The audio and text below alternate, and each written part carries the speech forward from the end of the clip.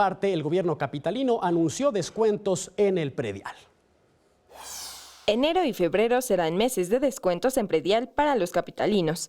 Y es que el gobierno de la Ciudad de México anunció que para quienes realicen el pago anualizado de este impuesto durante el mes de enero, obtendrán una reducción del 8% o durante febrero del 5%. Además, este año, los jubilados, pensionados, viudas o huérfanos, mujeres separadas, divorciadas, jefas de hogar o madres solteras que demuestren tener dependientes económicos o con discapacidad, tienen derecho a una reducción para pagar cuota fija de 44 pesos bimestrales, siempre y cuando el valor catastral del inmueble en el que habitan no excede el 1.957.786 pesos.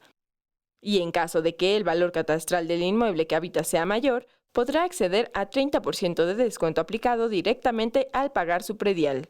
Estos beneficios estarán vigentes durante todo 2017 y son acumulables con el descuento por pago anualizado del predial. Cabe destacar que en caso de efectuar el pago con tarjeta de crédito, puede optar por pago a meses sin intereses o con puntos acumulados.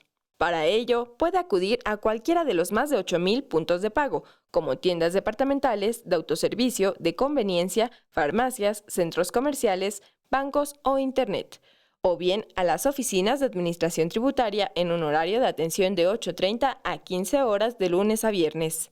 Informó para 21 Noticias, Andrea Díaz.